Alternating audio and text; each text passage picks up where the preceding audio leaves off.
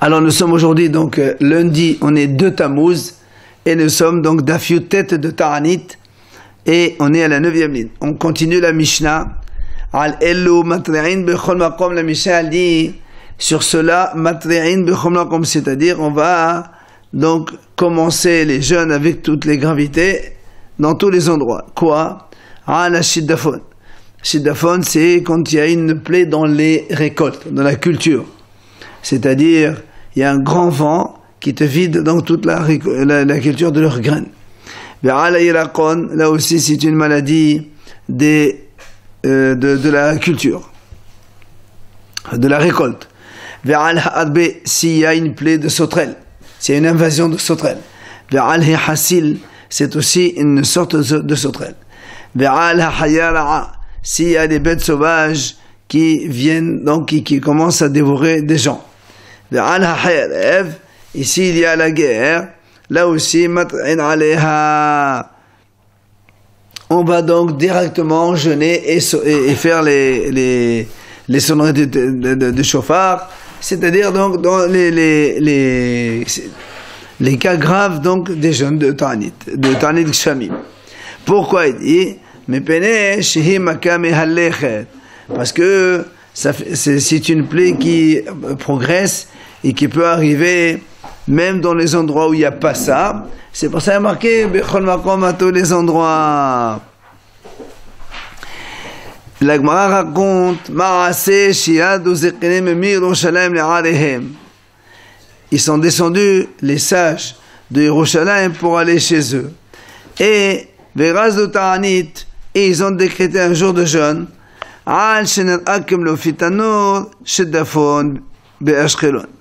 Parce qu'ils ont vu comme le mlofetano, c'est-à-dire la quantité, le volume de récolte, de quoi remplir donc un four pour faire de la pâte, donc c'est du blé quoi. Mais Shiddafon, il était frappé par le vent et donc ce n'était pas une bonne récolte, alors ils ont décrété un jeûne. Ve'od gazo ta'anit. Et aussi, ils ont décrété un jeûne. On a la ligne 15, d'accord? Ve'od gazo ta'anit. Ils ont aussi décrété un jeûne. Parce qu'il y a eu là-bas des loups qui ont dévoré 2 enfants. Alors, allez nous dans le Haden. Et Rabbi aussi Omer, lo al she'achlu, la al she'ner'u. Rabbi aussi dit, c'est pas qu'ils ont dévoré des enfants. Juste, on a vu des loups dans la ville. Alors, on a décrété un jeûne pour cela. Après les 2 points. Al-Elu Matre'in B'Shabbat. Maintenant, il te dit, sur cela, on fait Matre'in B'Shabbat, c'est-à-dire, on fait comme les Slihot Anenu, le jour du Shabbat même. Pourquoi? Parce qu'il y a des drames un peu sévères et graves. Alors, même Shabbat, on permet de faire ça. C'est quoi? Une ville, par exemple, qui a été assiégée par les Goïms. Au Nahar, ou bien une ville qui risque d'être inondée par un fleuve. Ou encore, on a entendu qu'il y a un bateau qui est en train de couler dans la mer. Tout cela, eh bien, même Shabbat, on prie Hachem donc avec Anenu et on fait comme les Selechot. Rabbi aussi Omer le Ezra velo le Saqa. Rabbi aussi dit quand on a dit on prie Hachem, c'est-à-dire les Ezra, pour demander de l'aide, c'est-à-dire ce que les gens viennent aider, mais pas les Saqa dans la Tfila. Parce que nous on a dit donc on fait Anin, lui dit non, c'est pas pour faire Anin. On appelle les gens à l'aide, mais pas pour faire ce qu'on a dit. Shimon ha-Temani Omer af al ha-Dever velo hodu lo hachamim. Shimon ha-Temani lui dit même sur l'épidémie, quand il y a une épidémie, on fait aussi Anin le Shabbat, mais les Hachamim n'ont pas été d'accord avec lui. Al-Kol Sarash lo tavo ala sibud mat'in alehen. Pour tout autre malheur que Hassashom qui n'arrive pas sur la communauté, eh bien on fait la même chose, on fait mat'in, c'est-à-dire donc on fait les jeûnes sévères, on parle là en dehors du Shabbat. Huz merov geshamim. Sauf s'il y a une abondance de pluie, beaucoup plus qu'il ne le faut, Dans ces cas-là, on ne va pas jeûner. Et la Gemara nous raconte évidemment cette fameuse histoire avec Honé Amragel. Maaseh, Shamrolo, les Honé Amragel. Les gens sont venus voir Honé Amragel et lui ont dit, s'il te plaît, Hitpalel She'erdo Geshamim. Prie pour qu'il pleuve. Amal Lahem, il leur a dit, c'est O Be'achnis Utanore Psachim B'Shvei Shelo Yamuk. Il leur a dit, il était tellement sûr de lui, faites rentrer vos fours à Honé Amragel. Ben, c'est un hacham célèbre. Ouais. On l'appelle le Me'agel, on va voir pourquoi on l'appelle Me'agel. Donc il leur a dit, faites rentrer tous vos fours à l'intérieur, ne laissez pas vos fours dans les cours, parce que les fours de l'époque c'était en argile. Et comme ils savaient qu'il allait pleuvoir bien comme il faut, ça va faire fondre les fours. Alors il dit, avant que je commence à prier, rentrez vos fours dans les maisons. Hitpalel velo yadok shamim. Il a prié et il n'a toujours pas plu. Ma'asa, qu'est-ce qu'il a fait? Il a fait un rond donc, sur le sol. Ve'amad vetocha, il est rentré dedans. Ve'amad lefanav, il a dit comme ça devant Hachem. Ribono shel olam, maître du monde. Banecha samu finhim alay shani ki ben bayit lefanecha. Tes enfants, ils sont venus me demander à moi de prier pour eux parce qu'ils me considèrent comme un membre de ta famille, un membre de ta maison. Nishba ani b'shemcha gadol. Je jure par ton grand nom, je ne bouge pas d'ici jusqu'à ce que tu aies pitié pour tes enfants. C'est-à-dire jusqu'à ce qu'il pleuve. Ça, c'est Honi. Il a commencé à pleuvoir quelques gouttes. Il a dit, moi, je n'ai pas demandé une pluie comme ça. J'ai demandé une pluie qui va remplir les puits, les grottes, tout ça, tout ce qui est réserve doit être rempli. Et alors il a commencé à pleuvoir avec une pluie très intense, très forte, violente. Il a dit à Hachem, je n'ai pas demandé comme ça. J'ai demandé une pluie d'agrément, de bénédiction et de bonté. Et après, il a commencé à pleuvoir donc de façon normale. Et ainsi, donc, ça a rempli tout ce qu'il faut. Jusqu'à ce que les bénis Israël, il a tellement plu, jusqu'à ce que les bénis Israël, ils ont dû quitter Yerushalayim pour aller sur le mont du temple, puisque le mont du temple, il est en hauteur. Évidemment, la pluie, donc, elle descend. Au moins, ils n'ont pas cette inondation. Alors les gens sont venus voir Honé Amragel et lui ont dit car il leur a dit, monsieur, les gens lui ont dit à Honé Amragel, de la même façon que tu as prié pour qu'il pleuve, maintenant on te demande de prier pour qu'il s'arrête, on n'en peut plus. Amalahem, c'est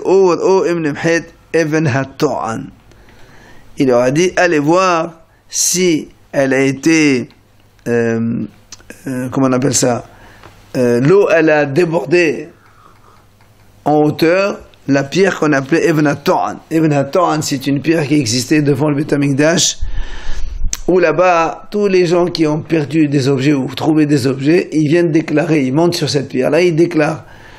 Comme ça, c'était le lieu où les gens devaient se rencontrer pour ceux qui ont perdu des objets ou trouvé des objets. Voilà. C'était là-bas ce qu'on appelle Even HaTo'an, la pierre de la réclamation. Donc, comme c'était une pierre qui était en hauteur, il leur a dit, si la pluie, elle a dépassé la hauteur, cette pierre-là, alors je prierai pour que ça s'arrête. Shalar Shimon ben Satah. Alors Shimon ben Satah, il a envoyé à Honé Amragel.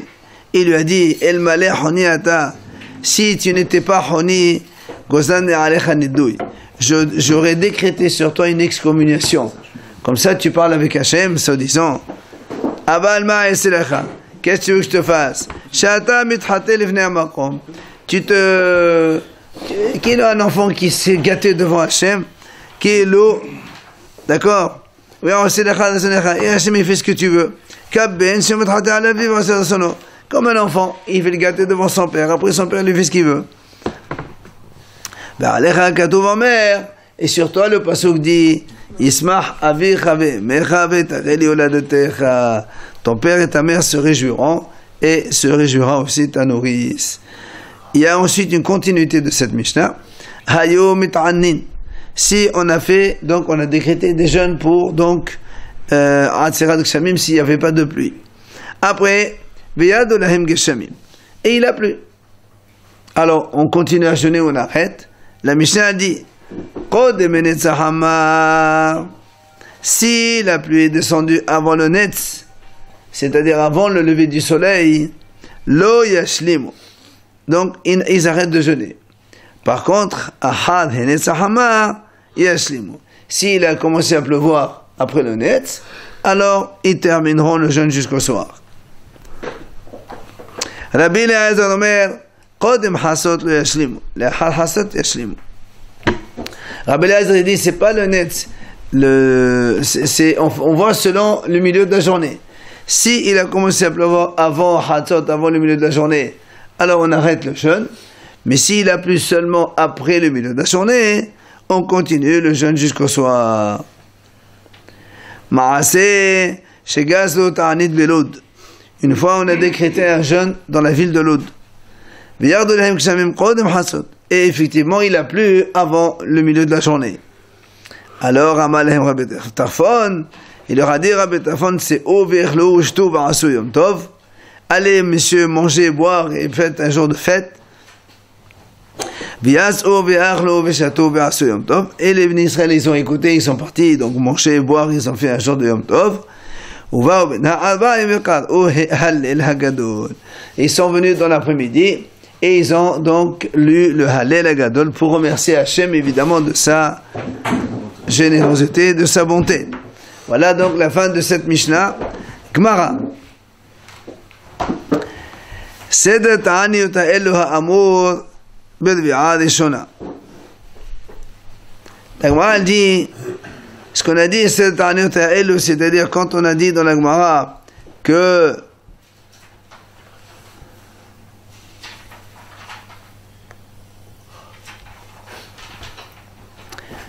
dès que il a Dvi'a rishona, vous vous rappelez, on a parlé de premier temps de la pluie, deuxième, troisième temps. Alors la Gemara dit, tout ce qu'on a dit ici, c'est d'être aniot, comme quand on fait sortir la teva et commence les gens à prier dans la place publique et tout ça. Il a dit Belbera Deshona. C'est-à-dire, dès qu'il arrive la première date et qu'il ne pleut pas. La première date, vous vous rappelez, c'était le 7 Hishvan. Alors la Gemara pose une question. Comment?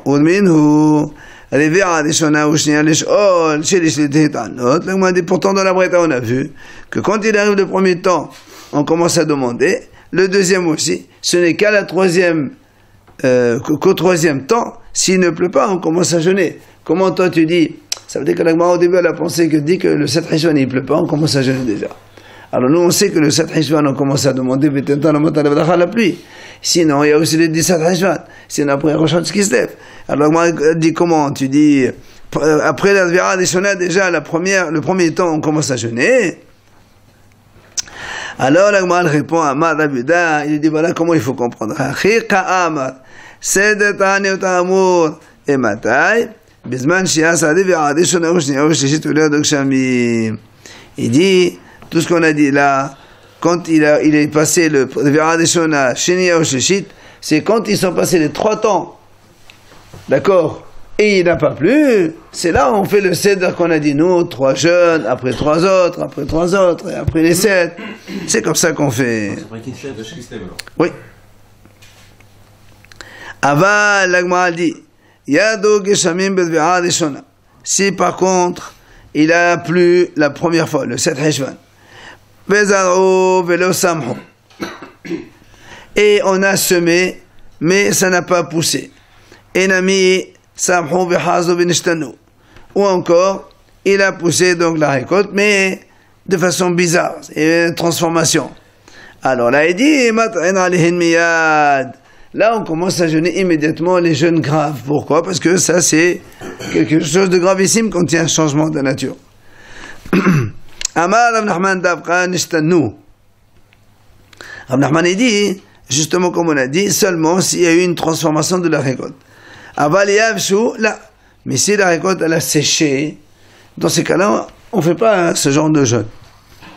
Alors la Gemara dit, mais pshit, il me dit, qu'est-ce que tu me dis? C'est ce qui a marqué transformé, pas marqué séché. Alors on m'a dit, non, là, c'est-à-dire il y a eu ensuite une petite réparation de la chose. J'aurais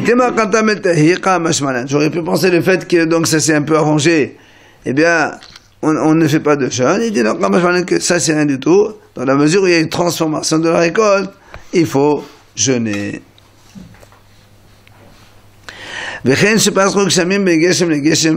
On a dit quand il y a eu un arrêt de 40 jours entre une pluie et une autre, là aussi on doit jeûner parce que 40 jours c'est trop, ça fait makat batsoret. C'est donc une plaie de sécheresse. Maï makat batsoret, qu'est-ce que c'est une plaie de sécheresse? Amad avedamar, makahamevi'a l'ede batsoret. Donc c'est une plaie, c'est-à-dire un problème qui va amener à la sécheresse. Et comment on définit ça? Amad Abnachman, nahara anahara, basorta. C'est-à-dire, si on est obligé que dans une ville il n'y a pas à manger, on est obligé d'importer de la nourriture, de la récolte du blé d'une autre ville, et on fait traverser un fleuve pour cela, ça s'appelle une sécheresse. C'est ce qu'il dit Rav Nachman. Medinta à Medinta, kafna. Mais si c'est d'un pays à un autre, qu'on est obligé d'importer du blé d'un pays à un autre, là c'est carrément, c'est la famine. Kafna, c'est la famine. Ve'amar Rabbi Hanina. Il a dit Rabbi Hanina, c'est abesela ou shriha basorta. Si on trouve de quoi acheter du blé, une CA pour un CELA, ou shriha, et on peut trouver batsorta, ça s'appelle la sécheresse. Ça veut dire que c'est cher. Quand c'est cher, ça veut dire qu'il y a la sécheresse. Par contre, adba'a vela shriha kafna. Si maintenant on te vend, attends, par exemple ici on a dit CA, CA c'est, je crois que c'est 8,5 kg, je pense, je ne me rappelle pas exactement, une mesure pour un CELA. Et donc, on trouve, c'est ça, au shriha. Comme c'est cher, ça s'appelle la sécheresse. Par contre, si tu peux avoir 4 CA pour un CELA, au lieu de dire tout à l'heure, on va dire comme ça, par exemple, 1 kg pour 1 euro. D'accord? C'est cher. Mais si tu trouves 4 kilos pour 1 euro, mais il n'y a pas à acheter. Ça, carrément, c'est de la famine. L'autre, il y a, mais c'est cher. Quand il y a et c'est cher, c'est la sécheresse. Quand il n'y a pas, c'est la famine. Ah ben non.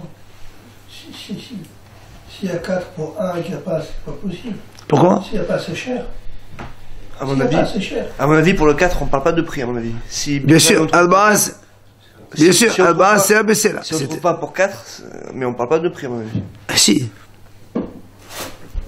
Oui, c'est vrai que normalement, quand il n'y a pas assez, c'est qu'on monte les prix. Mais là, c'est pas évident, parce que là, c'est que les profiteurs qui font ça. En général, tu peux pas ça. C'est quand il y a un peu, mais quand il n'y a rien du tout. Oui, mais les gens, nous, on sait par exemple qu'on n'a pas le droit de. Il y a une marge bénéficiaire. C'est pas parce qu'il n'y en a pas que tu te permets de vendre ça plus cher. C'est assourd. Les Africains à Sha'arim, quand il y a une famine, un truc comme ça, c'est assourd. Amar Rabbi Yohanan, lo shanu ela bizman she'ama'ot bezol ufedot biyoker. Aval ma'ot biyoker ufedot bezol mat'en aleha miyad. Rabbi Yohanan, il donne un autre concept. Il dit, quand est-ce qu'on a dit seulement, il y a bizman she'ama'ot bezol. C'est l'argent, il se trouve. Mais au ferot mais la récolte elle est chère. Là, ça s'appelle une sèche. Là, c'est rien. Par contre, maot biyok le ferot bezol, mais si il y a des fruits, mais il n'y a pas d'argent. Alors dans ces cas-là, maintenant aller à miyad. Dans ces cas-là, on va donc jeûner immédiatement. D'Amar Rabbi Yohanan, il a dit Rabbi Yohanan, nahirna, je me rappelle que dans Qaim Abbas Besela. Quand il y avait à une époque, on vendait 4 séim pour un séla, donc c'était pas cher. Mais pourtant, il y avait beaucoup de gens qui mouraient de famine à Tveria parce qu'ils n'avaient pas d'argent. Donc tu vois, ça confirme. Yado la simahina bal lola ilan. On a dit quand la pluie elle tombe dans les végétations mais pas dans l'arbre, dans les arbres, ou bien dans les arbres mais pas dans les végétations. Alors la Gemara dit comme ça. Bishlama l'ismahin velola ilan. Si tu me dis que c'est tombé dans les végétations et pas dans les arbres, mishkahatla. Ça peut arriver quoi? C'est-à-dire, c'est quand on a rappelé, on avait dit que les pluies fines, c'est bon pour les légumes, mais c'est pas bon pour les arbres. C'est pour ça que s'il y a une pluie fine longue, donc c'était profitable, bénéficiaire pour les légumes, mais pas pour les arbres. Là, il a si on dit qu'il y a eu donc une pluie qui a été donc profitable pour les arbres et pas pour les récoltes, c'est par exemple une pluie qui est très très forte. Et là, les arbres en profitent, puisqu'on a dit une pluie forte c'est bien pour les arbres, mais les végétations ça profite pas, une pluie forte ça les abîme.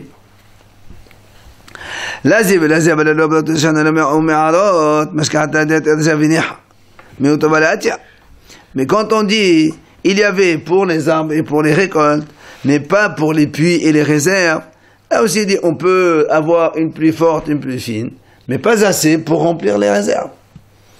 Et là, il a dit, dans une brette, il y a marqué, c'est marqué dans une brette, il est tombé de l'eau dans les réservoirs et dans les puits, tout ça, ça les a remplis. Mais il n'est pas tombé dans les arbres et dans les végétations. Comment est-ce possible? Si ça remplit les réserves, c'est que ça tombe d'abord sur la terre. Alors il dit, c'est venu de pluies très violentes.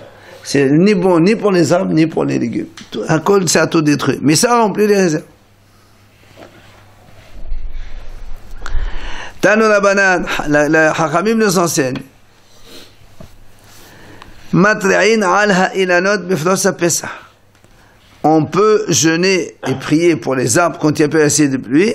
Biflosa pesach, c'est-à-dire à l'époque de Pesach, 15 jours avant Pesach. On a dit que c'était pas bonne. Hein? Les pluies, oui, mais quand il n'y a rien.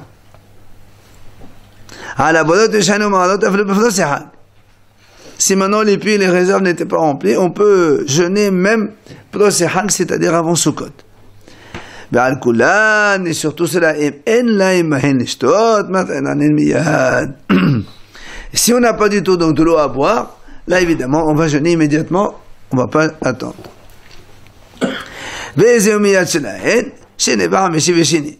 Comme on a dit, donc, c'est quoi immédiatement? C'est toujours lundi, jeudi, lundi qu'on fait les jeûnes.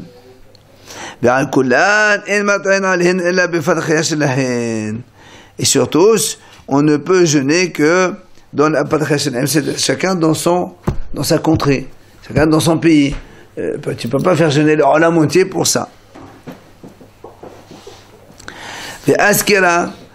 Ça c'est une maladie, les gens ils mourraient par étouffement.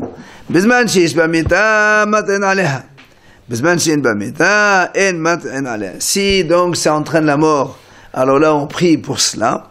Et si par contre ça n'entraîne pas la mort, alors on ne prie pas pour cela.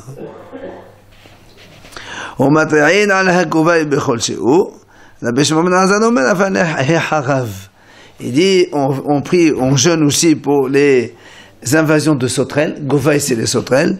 Et Harav aussi c'est une autre sorte de sauterelle. Hein? Je sais pas. Tano Rabanan, mat'in alha ilanot b'sh'al shene shavua.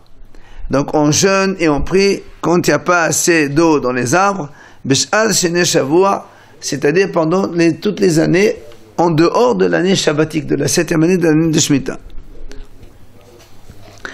Moi, explique pourquoi. Parce que tu ne peux pas prier pendant l'année de Shemitah s'il ne pleut pas. Puisque de toute façon, on n'a pas le droit de travailler la terre. Et de toute façon, la récolte n'appartient à personne. Quand est-ce qu'on prie? Quand on a notre bien qui part en ruine. Mais là, c'est même pas ton bien, donc on ne fait pas d'exérote la 7e année. On n'a rien à manger. Ça, c'est autre chose. Alors, on a dit ici, pour les arbres. Mat'in alha ilanot. S'il n'y a pas d'eau dans les arbres, on prie toute les années, sauf la 7e année. À la bolot, voilà. À la bolot, à la chaîne amerlot, à le pachimet.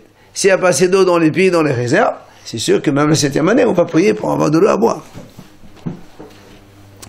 על הבעל שמעון בן גמליאל אומר אף על האילנות בשביעית, מפני שיש בהם פרנסה לעניים. Abba Shimon Gamliel dit non, même pour les arbres aussi, on peut jeûner, on peut prier la 7e année. Pourquoi? Parce que tout ce qui pousse la 7e année, c'est gratuit, c'est les pauvres qui vont en profiter. Alors au moins les pauvres ils peuvent manger. Tania idach mat'in ala ilanot b'shar sheni shavua. Il y a une autre braïta aussi qui dit la même chose. On jeûne et on prie pour les arbres, donc les autres années, sauf l'année shabbatique. Ala bodot ala shen almot aflo b'shvi'it. Mais pour les réserves d'eau et les puits, même la 7e année, on prie. Là-bas, Shimon ben Gamliel Omer, Af ala ilanot matan ala sefihin, b'shvi'it, me penishesh ben panasal aranim. Il dit la même chose, lui, Rabbi Shimon Gamliel, que même pour les arbres, on prie pendant l'année shabbatique afin d'assurer donc une subvention pour les pauvres. Sfihin, c'est tout ce qui pousse seul. Parce que même quand on ne plante pas, on ne travaille pas la terre, il y a toujours des choses qui poussent seules. Non, pas sauvage, non, pas sauvage. Non, pas tout. Tu as tous les arbres fruitiers, ils poussent seuls. Tu n'as pas besoin de les arroser. Avec la pluie normale, ça pousse tout seul. Et puis il y a beaucoup de graines de récolte qui poussent seules comme ça, sans rien. Avec la simple pluie. Tania Amar Rabbi Elazar ben Parta. Il a dit Rabbi Elazar ben Parta, Miyom Shahara bet Hamikdash, Na'asu Gshamim Simukin La'olam. Il dit depuis que le Bet Hamikdash il a été détruit, la pluie elle est devenue Simukim, comme des raisins secs. C'est-à-dire ça descend faiblement. C'est pas terrible. Yesh Shana Shikshame Hamerubin, Yesh Shana Shikshame Hamartin. Il y a des années où tu as beaucoup de pluie, il y a des années où tu as très peu de pluie. Yesh Shana Shikshame Hamerubin Bezmanan, Yesh Shana Shikshame Hamerubin Bezmanan. Tu as des années où la pluie elle arrive en son temps, et d'autres non, malheureusement, ça vient à n'importe quel moment. Shana Shikshame Hamerubin Bezmanan, l'année dans laquelle la pluie elle tombe donc là où quand il faut, Bezmanan. Les maodomé à quoi cela ressemble? Les Aïvel Shenatano Rabo Panasato Behad Beshabbat. C'est un serviteur à qui le maître donne sa parnassa le dimanche, premier jour de la semaine. Et alors, c'est-à-dire que quand il lui donne depuis dimanche l'argent, il va lui commencer à préparer doucement, doucement. Il achète ce qu'il faut, il prépare tout ce qu'il faut. Et il a toute la semaine pour préparer Shabbat et manger comme il faut. Par contre, une année où la pluie elle ne descend pas quand il le faut, elle descend n'importe comment. Les maodomé à quoi cela ressemble? Les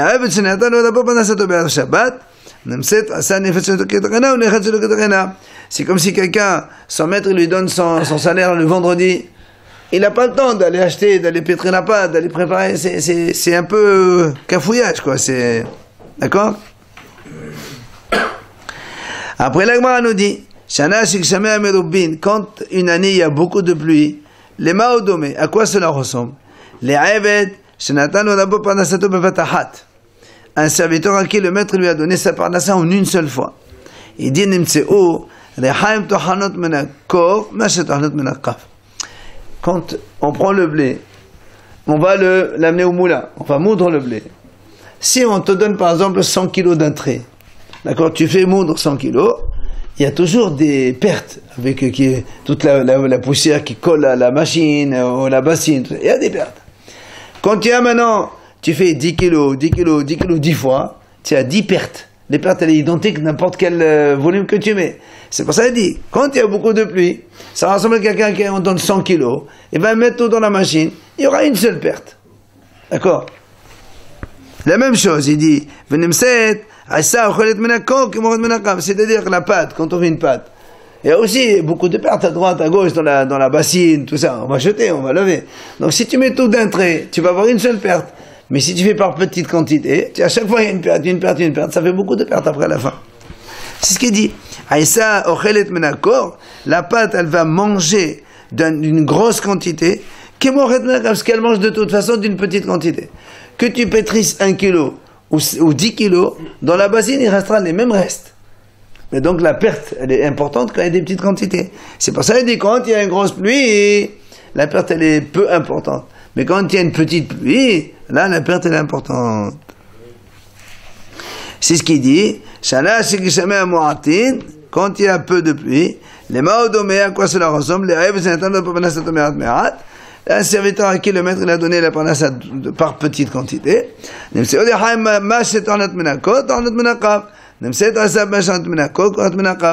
qu'on a dit, les pertes dans le moulin et dans la pâte, ça fait petite, ça fait beaucoup de pertes. דבר החיה בזמן שגשמי המרובין מאוד דומה לאדם שמקבל את תתית משמיים רבים. מים אינם קלים והתית מרובה ליפה. אם משמיים מועטין, מים קלים והתית מתגבל יפה. Il donne une autre explication dans le même style. S'il y a beaucoup de pluie, c'est comme un homme, il a une pâte et de l'eau, assez d'eau pour bien pétrir, et ça pétrit bien.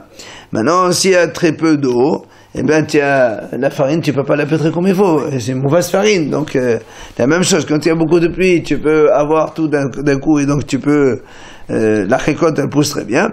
Mais par petite pluie, la récolte, elle ne pousse pas très bien. Tanora Banan, ça c'est la fameuse histoire de Nachrimon Ben Gurion.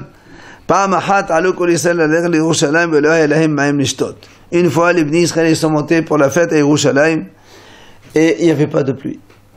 Donc quand il y a un monde fou qui arrive à Yerushalayim pendant les 3 fêtes, une des 3 fêtes, il n'y avait pas de pluie.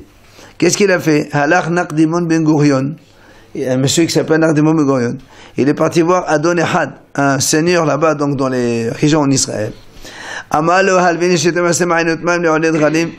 Prête-moi s'il te plaît 12 ma'inot ma'im, c'est-à-dire bassins d'eau, 12 bassins d'eau. Comme ça, les Bnei Israël qui arrivent, ils auront de quoi boire, de quoi faire leurs besoins avec de l'eau. Et moi je te rembourserai dans un délai défini 12 sources d'eau.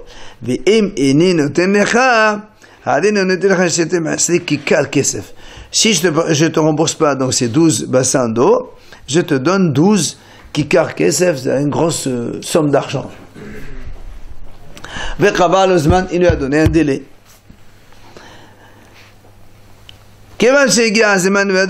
Alors, évidemment, les Bnei Israël sont venus, ils ont fait la fête, ils sont repartis, maintenant le délai il est arrivé, il n'a toujours pas plu une goutte.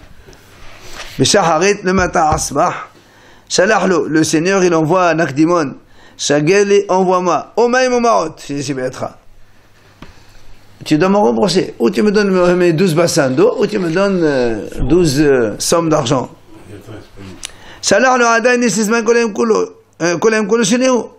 Il dit, attends, j'ai le temps, j'ai toute la journée devant moi.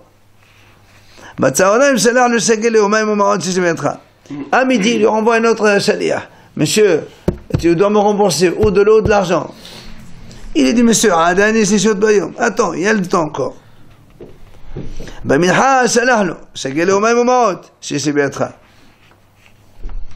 Et le Aminha l'après-midi, il lui envoie encore un 3e policier. Oh, tu me rembourses de l'eau ou de l'argent, ce que tu as. Il lui a dit, attends, j'ai encore le temps, il reste encore 3 heures avant la fin de la journée. L'autre, il a commencé à se moquer de lui. Il dit, toute l'année, il n'a pas plu. Tu veux que maintenant il commence à pleuvoir? Allez, il se moque de lui. Il était tout content, ce seigneur. Il est parti au bain. Il a dit, maintenant ce soir, j'ai les caisses pleines d'argent. Pendant le temps que le Seigneur il est parti heureux dans le bain, Nakdimon il est parti au Bet HaMikdash pour prier. Il était triste évidemment. Il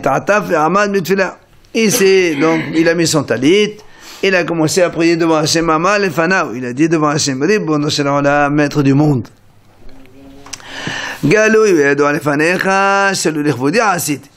Tu sais très bien que je n'ai pas fait ça pour mon honneur. Il n'est pas non plus pour l'honneur de mes parents. J'ai fait tout ça pour ton honneur à toi. Pour que les Bnei Israël qui viennent pour la fête, ils viennent au Bet HaMikdash, au moins qu'ils trouvent de quoi boire, ils ont besoin. Et il a prié donc. Immédiatement, il y a eu des nuages de partout.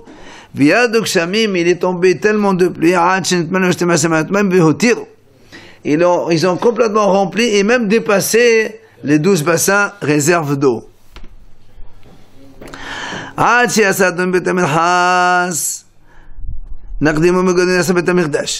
Alors, le Seigneur Goy, il est sorti du bain, et Nakdimon, il est sorti du Beth Amikdash, et ils se sont rencontrés dans la route, que je sais pas quoi.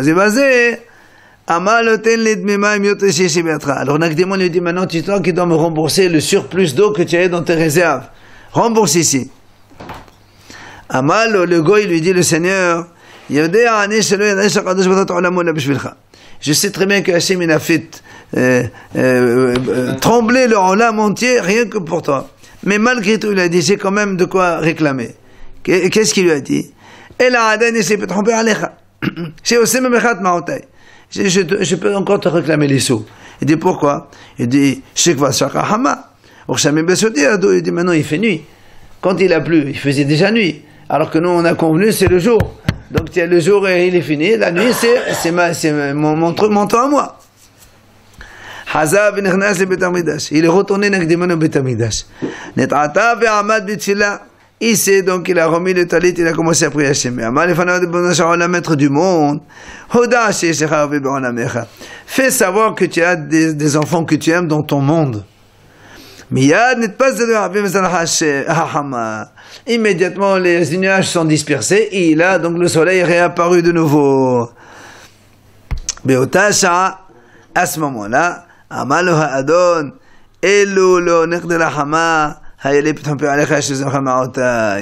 lui a dit, si vraiment il n'y a pas eu ce soleil, je t'aurais pris tous les sous que tu me devais. Mais bon, tu as de la chance, il y a eu ce soleil, donc je ne peux rien dire que... Et la Gemara, elle conclut, Tana, lo Nakdimon Shemo, il ne s'appelait pas Nakdimon, il s'appelait Boni. Boni Shemo. Pourquoi on appelle Nakdimon? Parce que tout simplement le soleil il a rebrillé pour son intérêt à lui. Nakdimon c'est comme quelqu'un il est Makdim, donc le soleil il a devancé pour lui.